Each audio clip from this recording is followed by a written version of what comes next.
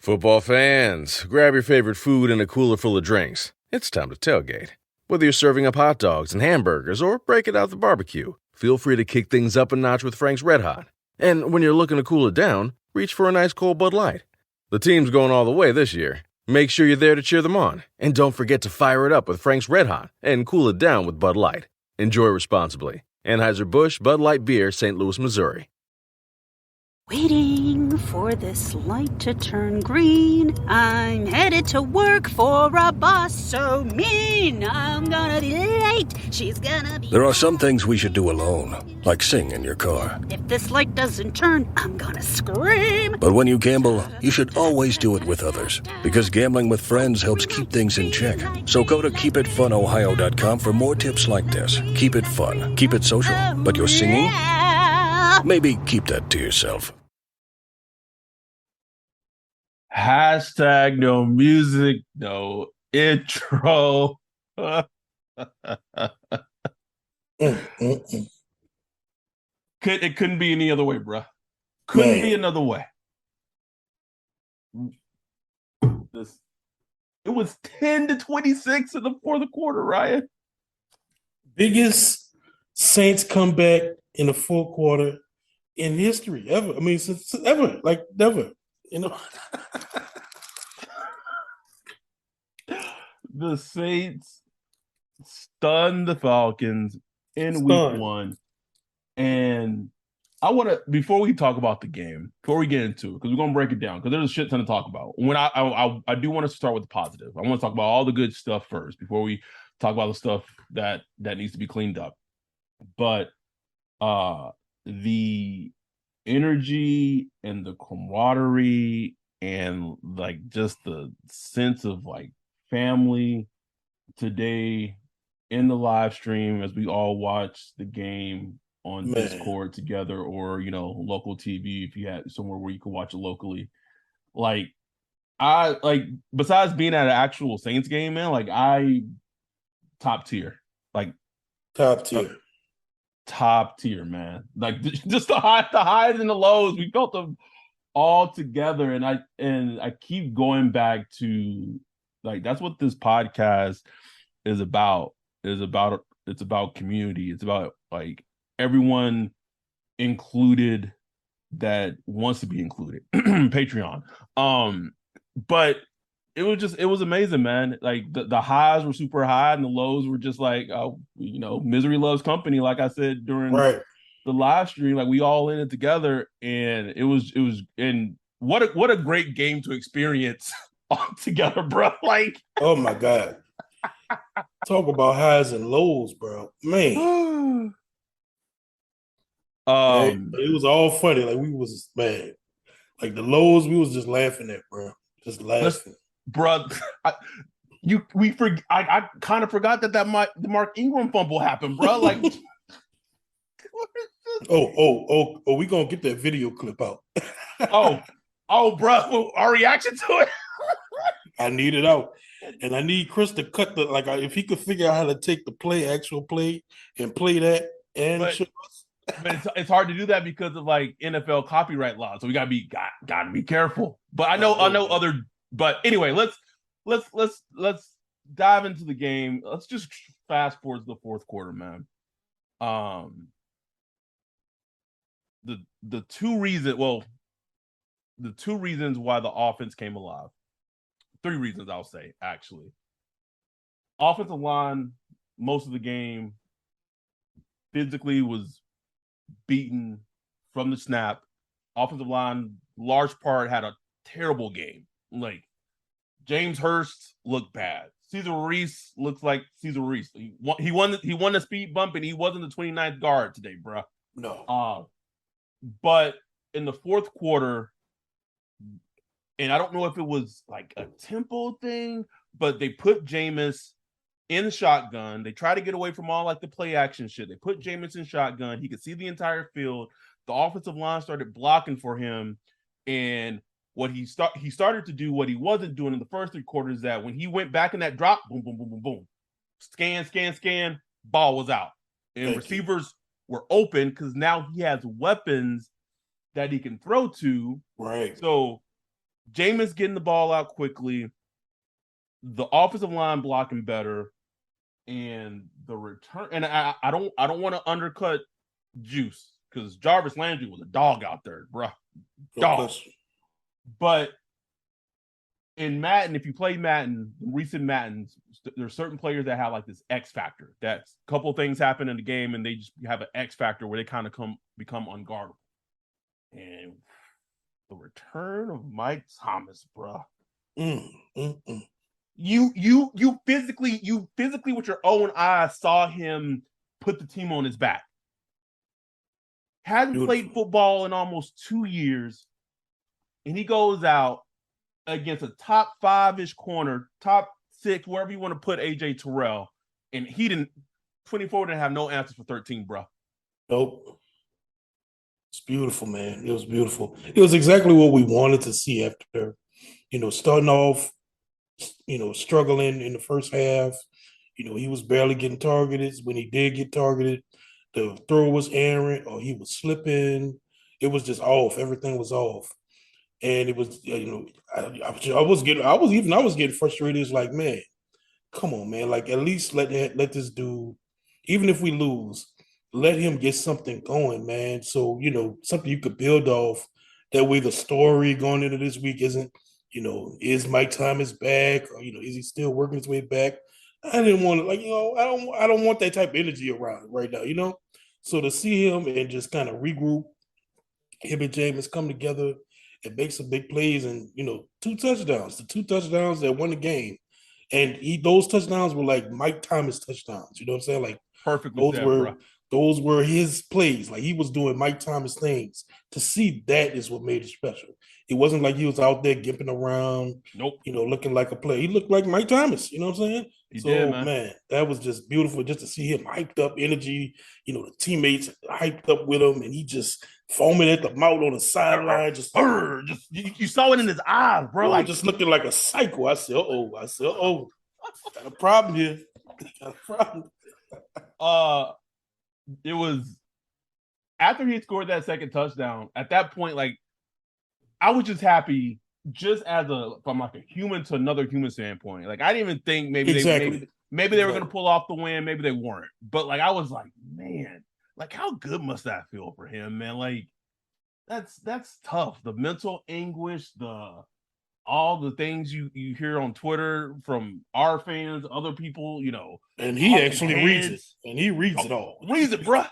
Like he'll probably have his mentions up on his laptop while he's just drinking his coffee in the morning, just scrolling through them, bro. I mean, he's a psycho. Like me, I would never do that, but he will sit there and look up. Probably has a little bot that looks up. Can't go on Michael Thomas. That just like sends him everything someone says about him, bro. It's like, and for them, and I don't want to make it all about Mike, but Jarvis Landry had 114 yards today, bro. Beautiful, man. Beautiful. Can if anyone in the front office is listening to this, can we extend Jarvis now? Like, just approach him. Just approach him. I want somebody to tell me this. Why not? Like, give me a reason you don't. Because if he has, I'm not saying he's going to have a game like this every season, but if he plays up to this level most of the season, they are not going to be able to afford him when it comes to free agency, bro. Exactly.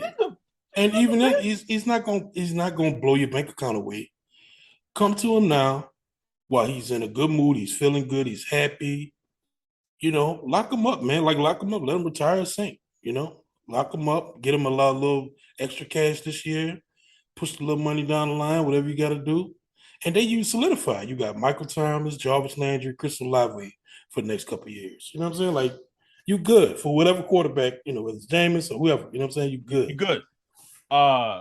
Chris Olave, we just saw what we need to see. He's just so smooth out there, Ryan. It looks too easy for him.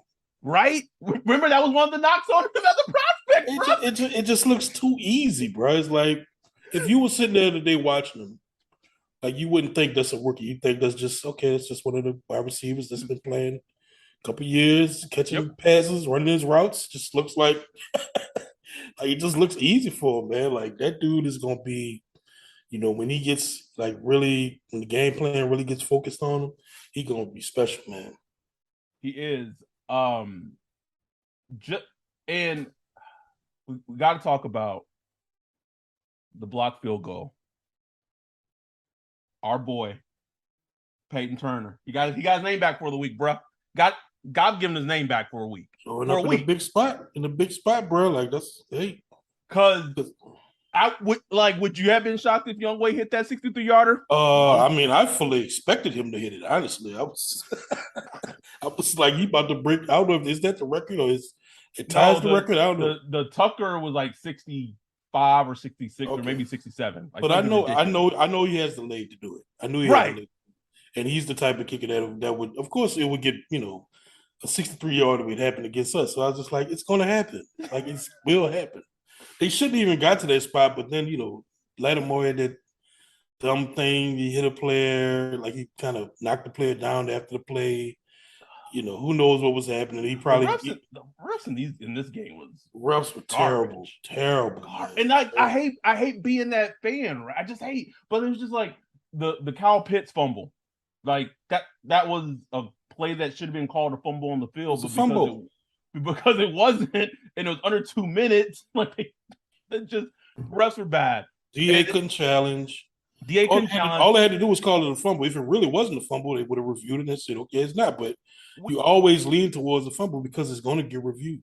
We not even talking about the intentional fucking grounding that Jameis got. Like, oh man, I missed that one. Oh, you missed it? So after Juice made the catch, that great catch that like pushed the ball really down the field when they're driving, he gets up and he goes out of bounds. And then they hurried up. I'm pretty sure he went out of bounds. And then they hurried up and Jameis spiked the ball because there's some type of miscommunication or confusion. They thought the clock was still running. So he spiked the ball and the refs literally called fucking intentional grounding. Lost it down. Yep, bruh. I don't know how you missed that, but yes, it was the most like one of the calls that only fucking happens when you're a Saint, when the Saints are playing. You would never see that. It was just ridiculous. Anyway, and I just want to talk about what the win means, because it's a divisional game, which is huge. It's not lost on me that it's the Falcons. We can make all the Falcons jokes, but I'm just saying from a standpoint as a divisional win, that's huge. Those count for like a 1.5, potentially 2 wins when you beat a division opponent. Secondly, as bad as things were in the first 3 quarters, if they don't pull that game out, bro, that there was gonna be this vibe and this energy going into week 2 against the Bucks, and it's like, bro, we was wanting Eddie Dalton. Right. Look, I tweeted it out. Because I was like, okay, I'm gonna tweet this, but I know I'm gonna get flamed. You know what I'm saying? I know I'm gonna get flamed, but I tweeted out anyway. I just wanted to see. I tweeted out and I was surprised I wasn't getting flamed like that. No, bro. It's like, let's do it. Bring it ref. I'm like, oh. Because what was plaguing Jameis and then of course Greg Rosenthal fucking retweets it. I'm like, God damn it, Greg. Greg just a sicko, bro. He's just a sicko. He did that shit on purpose. Oh, bro. You know he did. But here, so we got to kind of memento this game back and go backwards a little bit. The offensive line has issues, and I didn't think that the injury to Trevor Penning would be felt this early, because I really believe he was going to start week 1. He gets injured. James Hurst, who I've been saying I thought he was, serviceable left tackle, decent left tackle, like he can get the job done. He's not great. He looked terrible. He was getting beat, bro. Like a lot of the pressure was like blitzes and stuff like that, but he was just getting beat. So he's getting beat kind of cleanly as the left tackle. Cesar Reese was being 51 this season. Some plays. some players you're questioning yourself. You're like, well, was that his responsibility or not? But it's always him. It seems to be him involved in it. It's like because people are like, oh well, maybe he was just supposed to help Ramchick. It's like I don't know, bro, but why is it always him? It's like, I'm never asking that about Peter. Nobody else. I'm always asking that about him. Him. So you had those two things. I want to give a shout out to Dean Pease. And I know it sounds weird, but this Falcons defense had 9 new starters on their defense, bro. Name him. Who was working Hurst? I don't even know who. Don't have no clue, bro. No idea who that was. Ain't that sad? Sad, man. At least Caesar could say, "Oh, well, I got beat by Grady Jarrett." Like, right. You can say that, bro. But so Dean Pease's game plan, his scheme, the first 3 quarters, bro, was perfection. Like as just from a football standpoint, because the Saints offense and I know it's all it's kind of this thing has been like fuck Sean Payton, blah blah. Man, like we're not used to seeing the offensive line get beat that badly.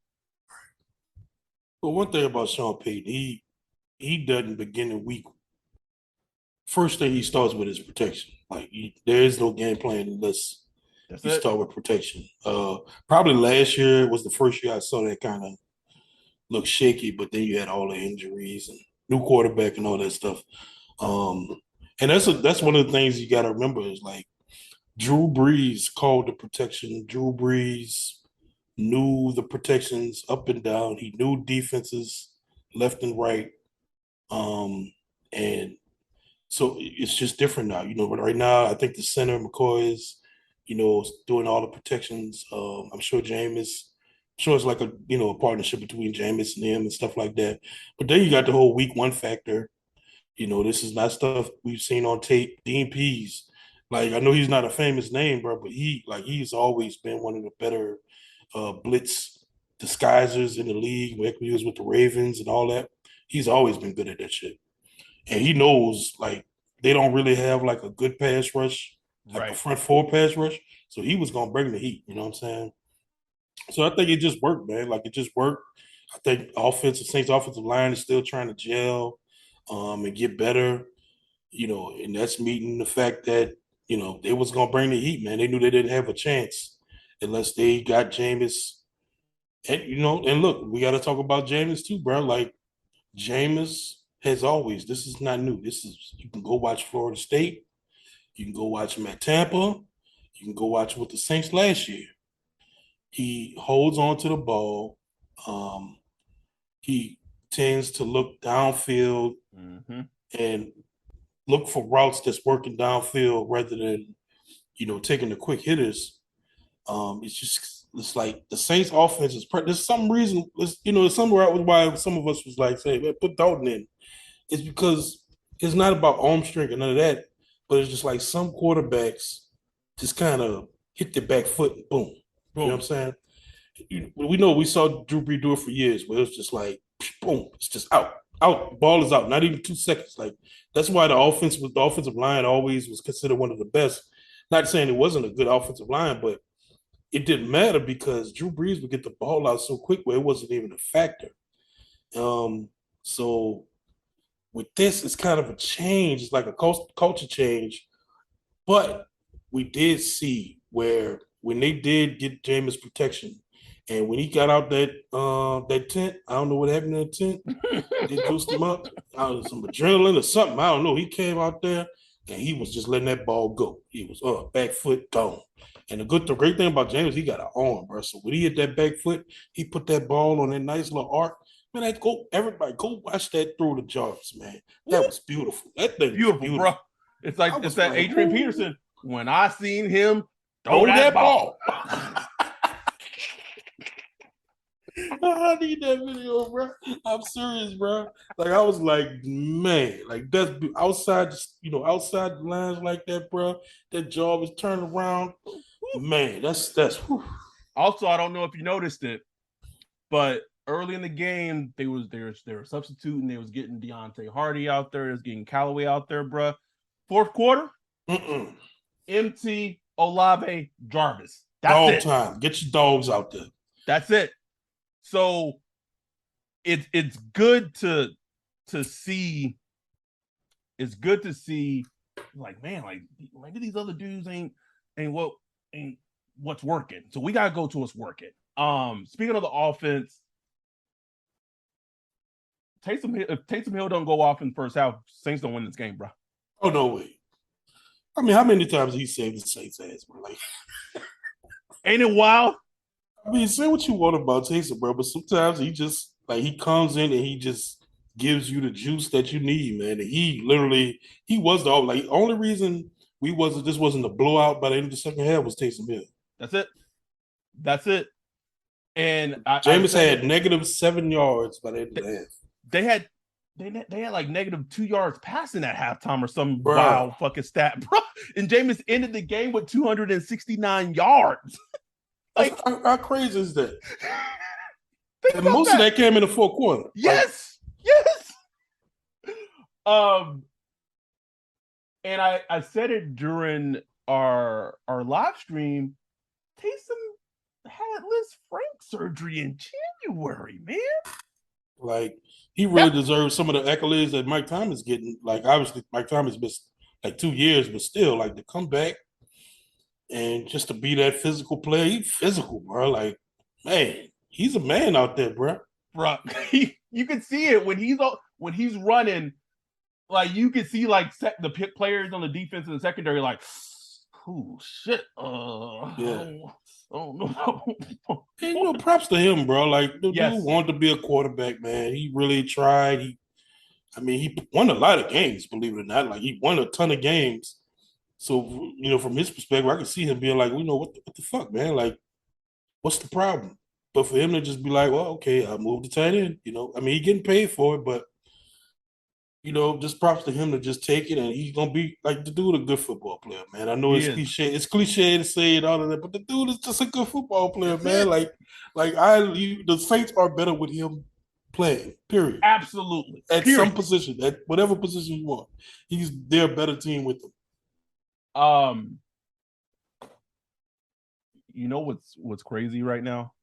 That like Andres Pete might be like one of the best linemen on the offensive line, bro. Bro, Pete was looking fine. But seriously, like, he was looking good. Like, that's what I'm saying. Like, I'm not saying that with like I saw him like move some dudes out the way. Like, he was moving some dudes. You talked about tight end and Taysom moved to tight end, and we're gonna rewind the game back because we gotta talk about the defense because it's been very we've started very heavy talking about the offense.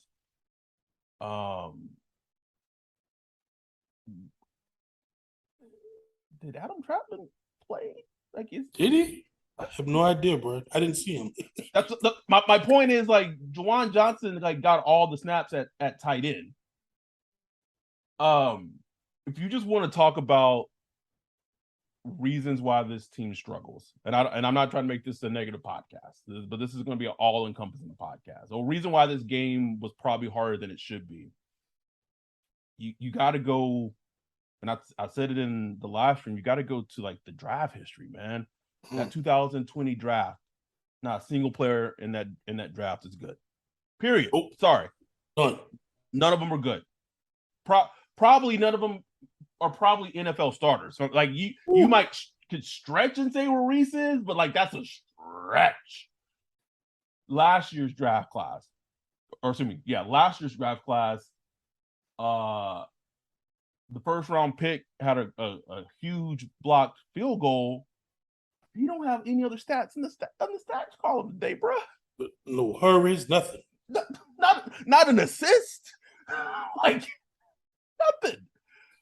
So you just when the Saints choose not to retain talent, Marcus Williams, Trey Hendrickson, whoever it may be, you have to supplement that talent with draft picks. Trading CD, you have to supplement that talent with draft picks and good draft picks, and you got to hit on them.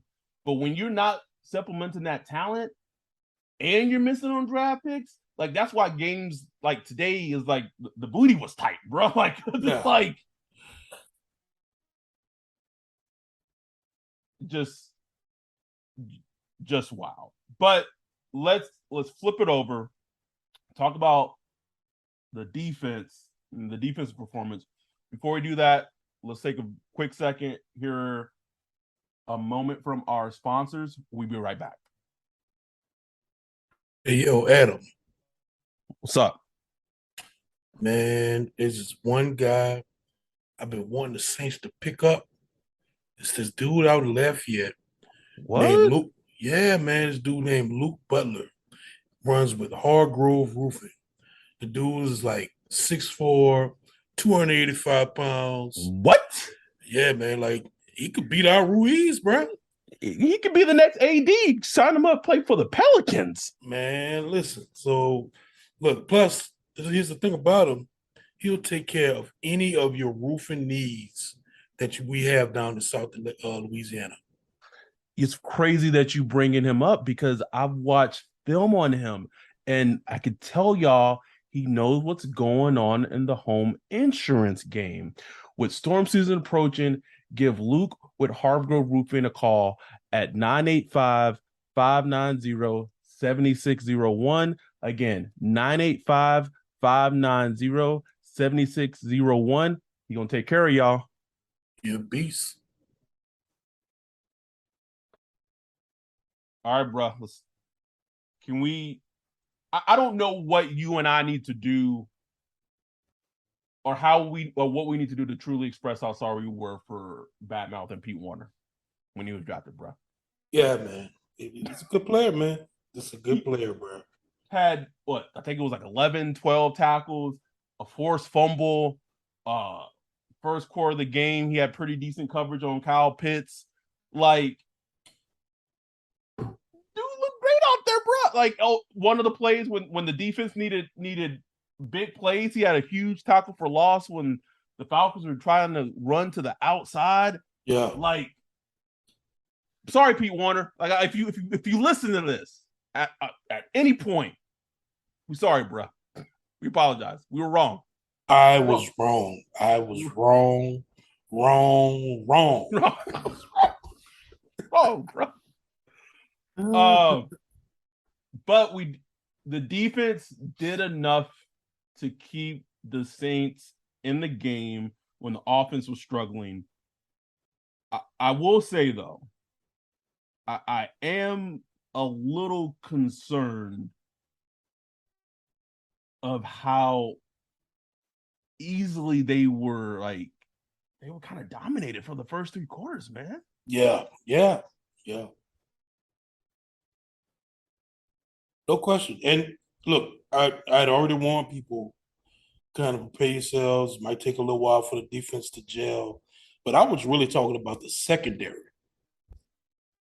I didn't expect for them to be dominated up front. Up front, bro. Like they did. They were getting pushed back. Like, yep. And that's why Arthur Smith, he just stuck with the run, man. It was like, that's smart football. When he did try to throw it, I was like, why? Like, why are you trying to throw it? Like, I would just stick with the run because the Saints really couldn't stop it. You know, they wasn't getting gashed for like 40, 50 yards, but it was those, 1,000 cuts offense, just 6 yards, 8 yards, 6 yards, 8 yards, 10 yards. And it was so hard because their offense kept them ahead of the sticks, and they just made third down super short repeatedly. Exactly. And that's a killer, bro. Like that right there is just. And then like sometimes I really just throw like an 80-yard touchdown, like, you know what I'm saying? Because them houses with 1,000 cuts, man, that shit just be like, oh my God. And conversely, as the Falcons' offense was staying ahead of the change for the first 3 quarters, the Saints' offense was staying behind the chains, and it was a mess. The worst formula ever. The worst formula to win. We won't get back to talk about the defense, but the fact that they were able to win in the fashion they did and really didn't have a huge game from AK. Run blocking was subpar. He left the game early, but he seemed like seemed like he was in the locker room. According to like reports, he was fine. He said he'd be okay. So it doesn't sound like it's anything too serious. But yeah, man, just I said it after the game to a friend. Maybe I said it in the Discord, but like they need to call Ndamukong Suh. They need to call Malcolm Brown. They got to call somebody, bro. Yeah, seriously. Like it just, I don't know if it was just a bad game, but I need to see them. Like I want the Saints defense leaning forward. Yes. They're at their best when their defensive line leaning forward, the linebackers leaning forward. You know, I mean, you saw Cordell Patterson. He trucking Tyrann Mathieu. He trucking Pete Werner. I was like, man, like, you know what sucks, man. I was like the biggest Cordero stan at Tennessee. Loved him as a prospect, bro. So like, I can't even be excited when he's doing well. I'm just, right? Sucks, man. I hate it here. Also, we said this on the preview pod too. How dumb are coaches in the NFL that man was a free agent for so long? Just out there chilling. It's like, look, man. Okay, you can't run precision routes. Okay, nope. But look at the guy. Like the dude is a physical phenom. Like get him the ball. Like that's his skill set. Get him the ball and let him make plays. That's it. But getting back to the Saints defense, they did enough, right? Like the Pete Werner fumble was huge. It didn't lead to anything. That was a missed field goal by Will Lutz. My God. Don't get me started on that. He redeemed himself, but well, I mean, like, just the we got some clutch. Like the defense wasn't playing great today, but they got you 2 clutch turnovers, man. Clutch. And we couldn't turn them into nothing. Nothing. It was Marcus May pulled his whip out and called the fumble. Pete Werner calls the fumble. And eventually, luckily, the offense was able to pick up the rest at the end. But I am a little concerned about the defense because I think what the game plan was, and this is just me casually observing it. I'm not going to go back and watch the all 22. That's not what I do. That's what the type of breakdown you want. There's podcasts out there that do it. It ain't us. But it seemed like they weren't trying to rush up the field with Cam. It was like we said, right? They played like the must rush a little bit on Cam's side. And so Mariota couldn't scramble outside, but everyone else on the field couldn't get any pressure, bro. Like even when they weren't running, or if it wasn't like a quick short pass, if they were trying to throw deep or whatever, like it was nothing. No pressure at all. No Marcus Davenport pressure, no interior pressure, no who first pressure. Like that's a problem. Oh, that's a problem. It's a big problem, bro. Like you're not gonna survive in the NFL like that. So look, like I'm trying to withhold my judgment. I just want to see if it starts revving up. I know Marcus Davenport, he barely practiced at all in training camp. So he's kind of on the pinch count, getting worked in. We talked about all offseason. He's a key piece. Like we need not just him, but we need a healthy playing great him. Like we need a healthy playing great Davenport. That offsets the attention Cam Jordan gets, which allows him to shine. And but I think the middle of the defense is just gonna be a struggle, bro. Like it is, man. They hadn't addressed it. Like as much as we scared of them drafting DTs, but they just haven't addressed it really much, and they need them. Like it's a sore spot in the defense.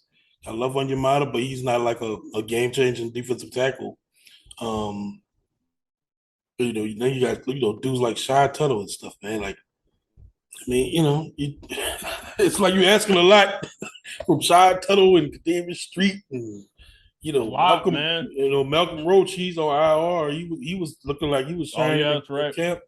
So he's on IR. So it's like, look, I mean, this is pretty much what you're gonna get. And then at linebacker, we love Demario Davis and Pete Werner, but those guys are kind of, not so much DeMario, but Pete Werner is more of like a run and chase linebacker.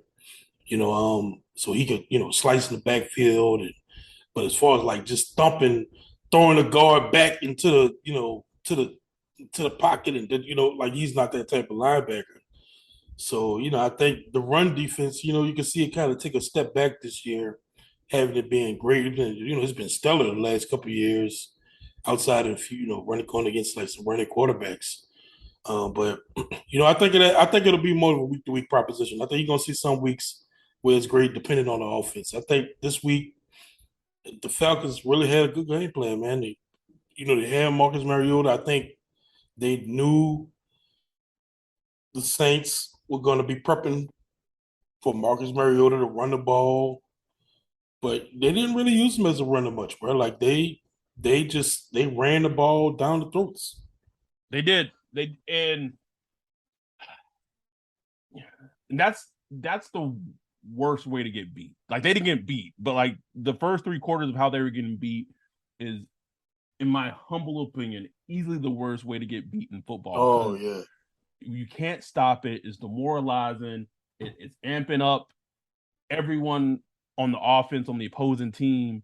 And as a fan, as a player on the team, just like how the fuck we gonna stop these dudes? Like, and you saw it, like in Jonathan Vilma played, was showing it of like at some point, like DA or whoever was calling defense. I don't know if it was DA, I don't know if it was Ryan Nielsen or it was DA. Yeah. So it's at some point there were like 8 men in the box. Like that's how bad it was that they couldn't stop the run. That he was putting like 8 men in the box to stop it. It still couldn't stop. You want to talk about Will Lutz? I know you made that sound, but he redeemed himself, bro. Like he redeemed himself. He did, man. And hey, get it out your system, bro. Like I was happy he just got it out early in the game. Even though we needed it, you got it out your system, so we knew. And he came back with the clutch when we needed it, bro. So it's huge. It's huge that he's healthy and he's back. He's not going to make everyone, but just be 95%, man. We need 95% Lutz. I'll say this. Kind of seeing all the kicking issues around the league today in week 1. I'm saying. I'll take a miss 44 for a game-winning 51 any day. Any day, bro. Any day, bro. Anything else from? I guess my question for you is, what did you take from today's game? What do you see as fixable issues, and what do you see as things that's going to haunt the team going forward? Great question. Let me answer it when we get on the other half for listening to our sponsor. What's up, Ryan? Yo. I'm just going to say this. I don't want you to get offended. I'm a big dude. You a big dude. Damn. And I know sometimes weight loss has been an issue that we both dealt with our entire lives.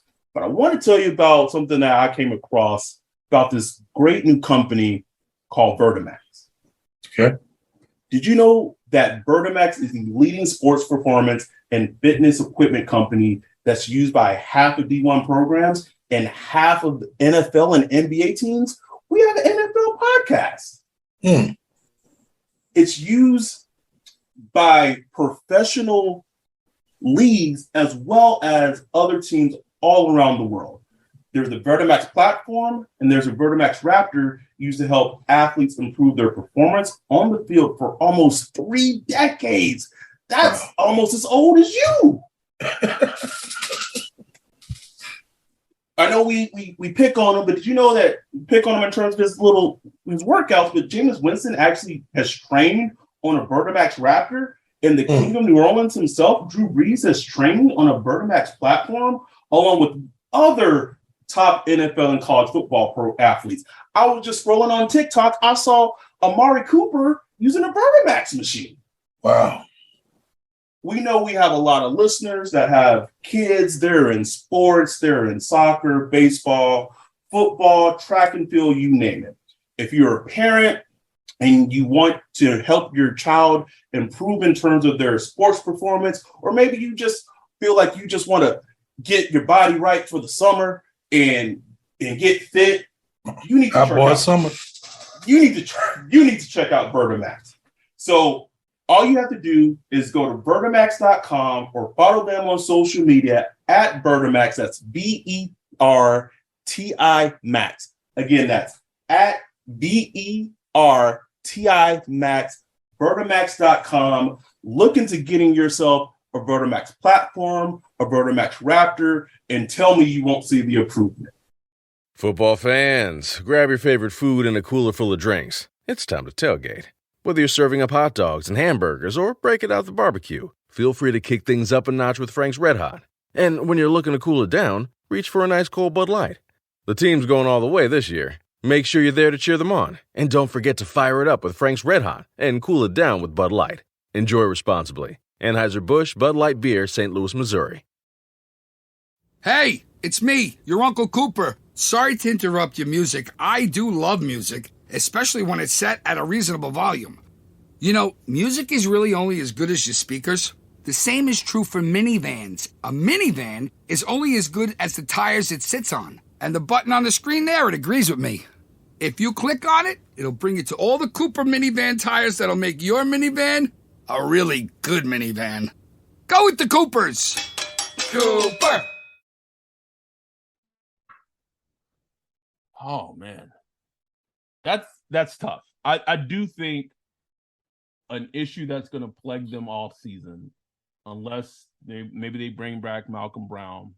I don't think they're going to go out and spend the money for Sue, because I don't think they could afford Sue on a 1-year deal. Like, it would have to be on a multi-year deal to get his cap number to be low.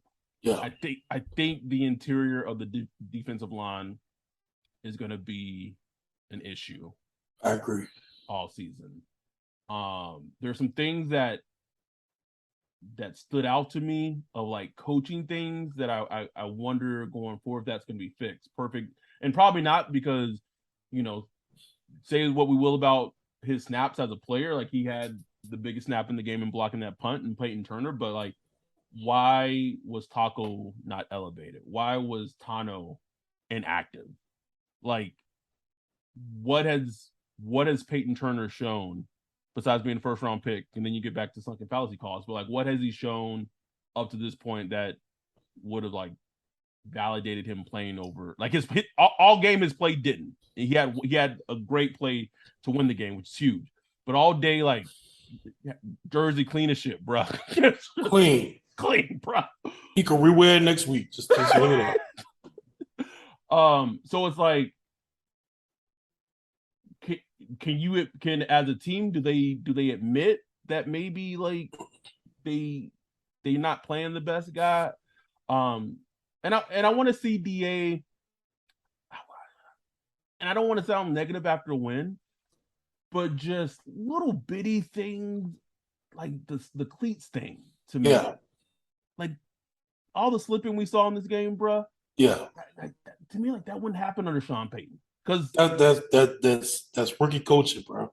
You know what I'm saying? Like, yeah, like that's just like, come on, man. Like, but you can't say that's rookie coaching because this man is coached an NFL team before, bro. He sure did, yeah. So It's not like it's a sixth brand. So like little things like that, like DA has to fix. Right. I think something, and I don't know how this is going to work out or how it's going to play out, but Pete Carmichael and Jameis have to get together and figure out what this offense is going to be, because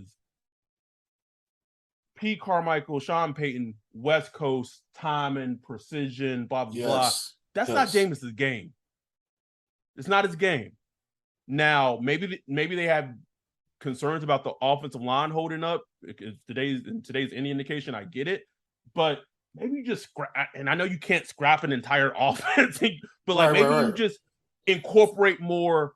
I'm in shotgun. I can see my weapons. Boom, I'm getting the ball out. There's no West Coast. I'm just getting the ball out. Right. But I say all that to say they won this game, and like that is huge. Huge, man. Like, I'd rather work on my problems after a win than And after you lose. When you lose, you think everything wrong. Like, yeah.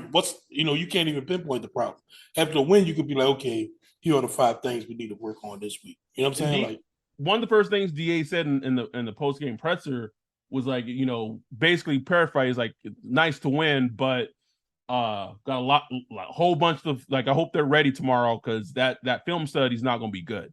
Yeah, have tough skin. He said you're gonna have tough skin. Yeah. Also, and this kind of goes back to, like, you just gotta sometimes take things that are said in training camp a little for a grain of salt. Man, we heard Bradley Roby was having a great training camp, bro. Hey, I was never on that train, bro. I was like, man, like the dude got moved to nickel for a reason, man. Like, so it was a combination of things, right? So first they trade CD. Okay, whatever. I'm not going to go down that road again. But then a person I do believe had an excellent training camp, and I think it would carry over to the season. And don't back me, bro. I'm Paulson Adebo. Well, his ankle gets hurt, so he can't go this week. So then you got to take Roby, who was supposed to play the nickel. Now you got to move him back to the outside, and then you play Justin Evans at the nickel. He hadn't played football in almost like 2 years. And we're fortunate that Falcons don't really have a great passing game. Fortunate, bro. Could you imagine if they were trying to do that next week against the Bucks? Exactly. So we hoping, Paulson Adebo looked like he was at the game. He was out there on the field. Pre-game or whatever, didn't have a walking boot on it, so he looked like he gonna shake back. But still, man, it's like I still keep coming back. Like, why is trade seeded? Like, why? Like, I know why, but it's just like, man, y'all couldn't figure that out. Like, if you really want to be like a great team this year and really compete for a Super Bowl, it was like, man, like, why not have that luxury of having that great depth? Because, man, all that talk about that great secondary depth, look how quick it just got decimated. You become the Will Smith Fresh Prince season finale or series finale, bro. Just look at the room like. And look, speaking of the secondary, bro, the dude hadn't been talked about at all during training camp. But can we give a little props to Lattimore, bro? Like, yes. Dude, he's at that point in his career where he's just going about his business, just taking players out the game, bro. Like, I don't know if he was. I'm not gonna watch all 22. But Kyle Pitts had like 2 catches for 19 yards today, bro. Exactly. And I'm not saying he covered, Kyle Pitts every snap, but not saying that at all. He was covering him quite a bit, and he was just taking him out. He got targeted. He was like, nope. So, like, just to have that, man, like just to see that Lattimore, because we have, there were those seasons in the past where he started off, yes, just kind of a little bumpy. Good to see him just tuned in. Like, he's a veteran now. He's a veteran, been in the league, what, 3, 4, 5, 6 years now. Veteran, just going about his business, take care of business. It's good to see that because, like, he take care of his side of the field. You get Paulson Adebo back. He take care of his shit. Figure out the nickel. Now they could do what they want to do. Right. And look, Marcus May played pretty well. He wasn't perfect. He got caught. He got caught a couple times biting on the play action or whatever. But overall, I thought he played well. He was active, very involved, always around the ball. Him and Honey Badger, I think they make a good duo. And Justin Evans, man, every time I see him, he was just like, oh, like just. He tried to put someone on IR, bro. Yeah, man, he was bringing the heat. So they got some players now, bro. Like, yes, like they got some players in the secondary, man. Demario Davis still a dog. It's like we go back to this D line, man. Like that's the thing, huge, bro. When you can rush forward and get pressure, it just changes everything. And it's gonna sound like the most boring fucking statement, but with the amount of draft capital that they put into both of those sides of the ball, they should play well. But I mean, Maurice is not playing well, Hurst obviously was in the first round pick, and Trevor Penning's hurt. But like defensively, you invested a first round pick in Cam Jordan. You invested 2 first round picks in Marcus Davenport. You invested a first round pick in Peyton Turner. Like, that should be the strength of your fucking team. It should be the strength. And we'll see.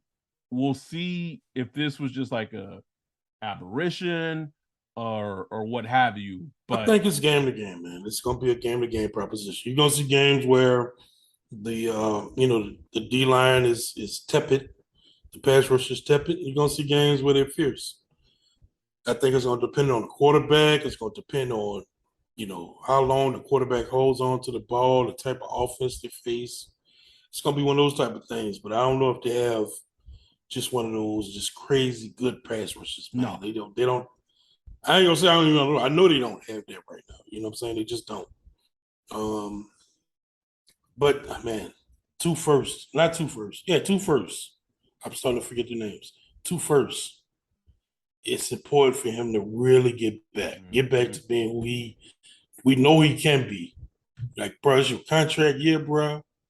Like, you can make generational wealth and change the whole trajectory of your family, man. Like, I don't know if you care about that stuff, but like you can, and like this year, if you just show and prove, bro, like it's there for you, and their Saints are giving you every opportunity. Like they are not, there have been plenty of chances they could have just kicked you out of the building, but they're like, we're going to give you every opportunity to succeed. Like you talk to Ryan Nielsen believes in Markin Davenport, man. Like he wants him to be great, man.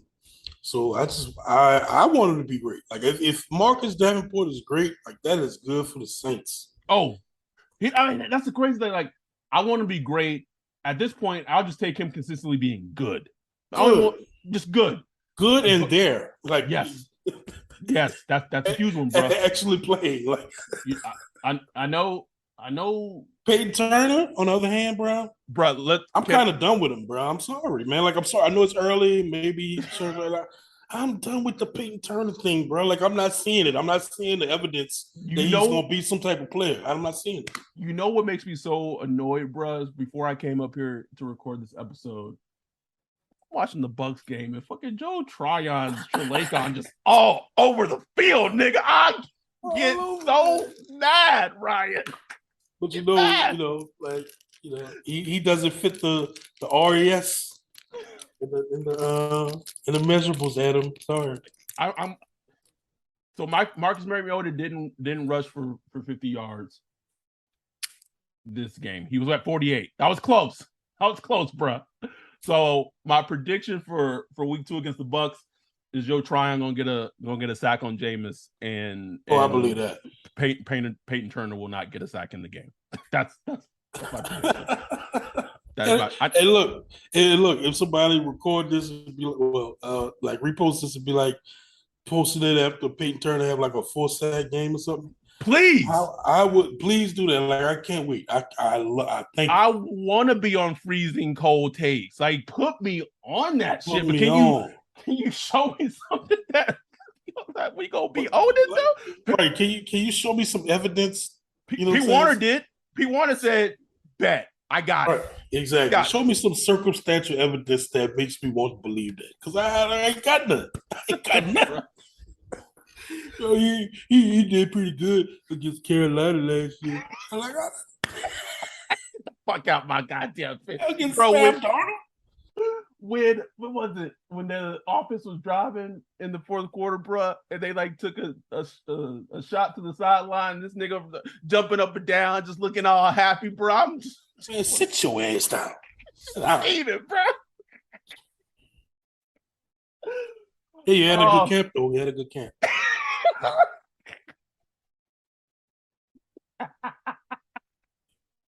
Out of here, man. You gotta take these things that people say about players that you can't with a grain of salt, bro. Truly. I think we've hit on it all. I think we did. We really hit a gamut of things. Hopefully, don't back me, bro. AKA Paulson and Debo's back. I mean, you need the Bane. We will need them next week, bro. Yeah, we need them next week, bro. I saw Chris Godwin early in this game. Yeah, I saw that catch, and I was like, this nigga. I'm like, he back already. Right, they got Julio Jones. Mike- Jones stretching out for catches, bro. I'm like, Mike oh, Evans, shit. Russell Gage. We gonna need it, bro. Need it. I do think that's maybe a different game where we can see the pass rush better because we like it's like he's gonna be right here. He's not gonna run. He's not gonna scramble. Meet me here. Cam Jordan talked about it on his podcast. He's like he loves quarterbacks. Like he said, he studies where the quarterback usually is. Like he loves quarterbacks. Be like, okay, I know they're gonna be right here. So I just know I need to get to that spot somehow. You know, the outside, the inside, whatever. Just know I need to get to that spot. That's what Tom Brady is. You just know you got to get to the spot. That's it. You know what I'm saying? So hopefully we'll see if we see a different pass rush next week. We'll get to that on the preview, later this week. Yeah, we'll hit the preview pod up for that later this week. But sincerely, anyone who maybe watched the live stream on YouTube, who was in the live stream on Zoom, who was in our Discord, man, because of how I share the game for our community, like I don't pay attention to our Discord like during the game. Like I try to just straight focus and we watch it all organically. Man, I pulled up the Discord and it said like 470 new messages. I was like, God damn. Y'all missing out, man. And look, for y'all that don't have access to the Saints game, I ain't saying how you can watch the Saints game, but I'm just saying if you become a Patreon and join the Discord, we might have options for you. That's all I'm saying. That's it. We're not saying, we just not saying. But today was great on so many levels. And people were like getting at me like of how I was reacting to like, you don't look really detached. Here's the thing about being detached. The thing about being detached is the losses don't bother me. Like when you're truly like detached, like I'm a fan. We like this is a Saints podcast. We are Saints fans. We get excited when the team wins. The thing that makes us, Ryan and I, emotionally detached is when these niggas shit the bed, it doesn't bother us. It doesn't ruin our day. It doesn't ruin our Monday. Don't care. Nigga don't care at all. That's why it's actually funny.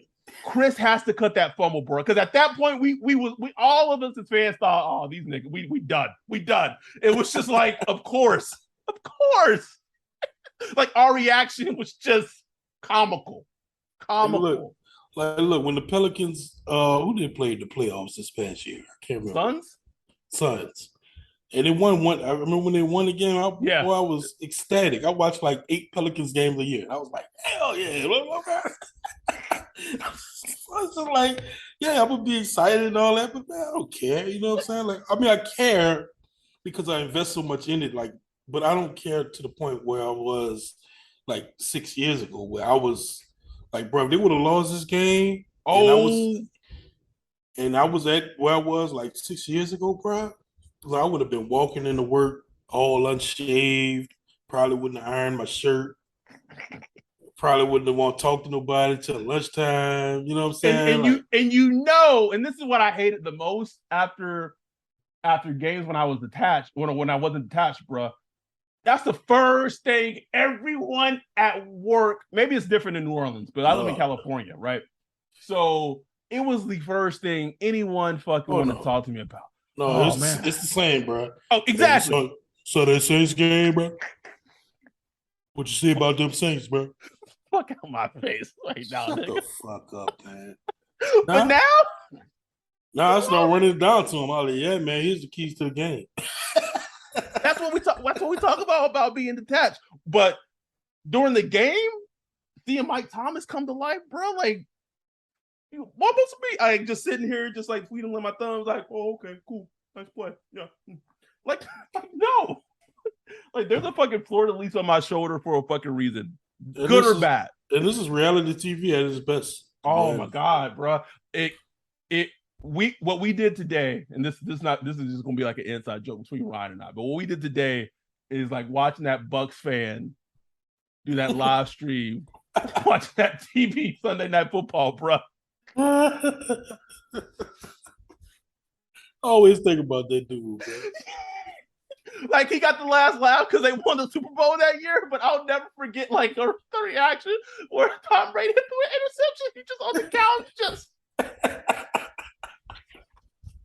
Just dead inside. How the Saints do that? That was basically what we went through today with multiple people at the exact same fucking time. So it's great for football season to be back. It's great that the Saints won. Shout out to everyone who supports us and continues to support us. I tweeted it out this morning, and it got like tons of fucking retweets, like shit ton of likes. This no one can see me, but I'm making like a circle right now. This shit, what we're building right now, like this shit is meant to last. Where you can get away from Twitter, and that's the crazy thing about today, bro. I wasn't on Twitter, I wasn't in the Discord. I was just in like the moment, like just in the moment, all of us fucking together. It was dope, man. It was really dope. It's the closest thing that you'll get to like being at an actual stadium with other Saints fans as we'll get until we get together for the Raiders meetup. But we got people from all over, England, wherever, you know what I'm saying? Like the Netherlands, Netherlands. It's crazy, bro. It's crazy. Hawaii. Yo, Mitch was in that bitch so Hawaii's 3 hours behind? So he was in this bitch 7 a.m. bright and early, bro, cussing these niggas out.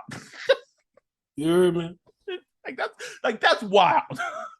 But it was fun. It was dope. We every week, well, I shouldn't say every week. Most weeks this season, that will be the setup.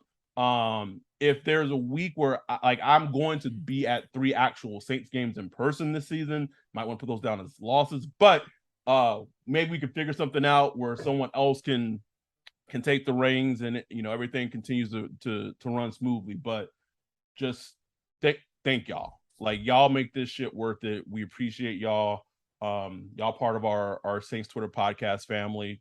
Go out, get the merchandise. It's on TeePublic.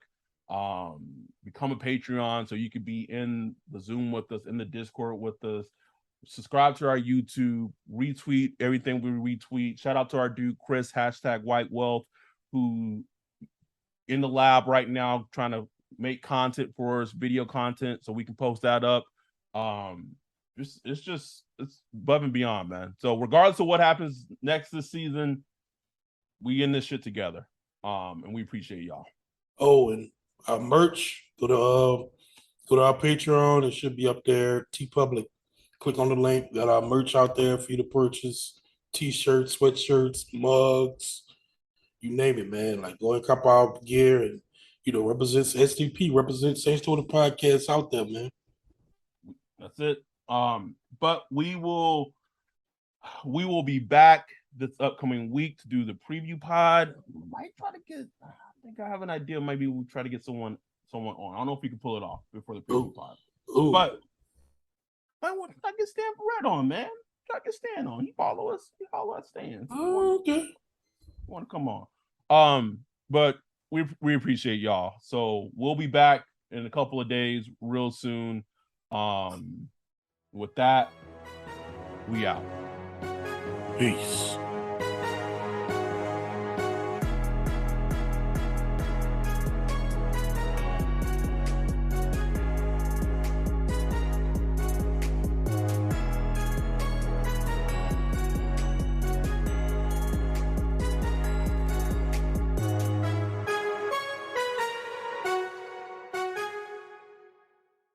Football fans, grab your favorite food and a cooler full of drinks. It's time to tailgate. Whether you're serving up hot dogs and hamburgers or breaking out the barbecue, feel free to kick things up a notch with Frank's Red Hot. And when you're looking to cool it down, reach for a nice cold Bud Light. The team's going all the way this year. Make sure you're there to cheer them on. And don't forget to fire it up with Frank's Red Hot and cool it down with Bud Light. Enjoy responsibly. Anheuser-Busch Bud Light Beer, St. Louis, Missouri. Waiting for this light to turn green. I'm headed to work for a boss so mean. I'm gonna be late. She's gonna be... There are some things we should do alone, like sing in your car. If this light doesn't turn, I'm gonna scream. But when you gamble, you should always do it with others, because gambling with friends helps keep things in check. So go to keepitfunohio.com for more tips like this. Keep it fun, keep it social, but your singing? Maybe keep that to yourself.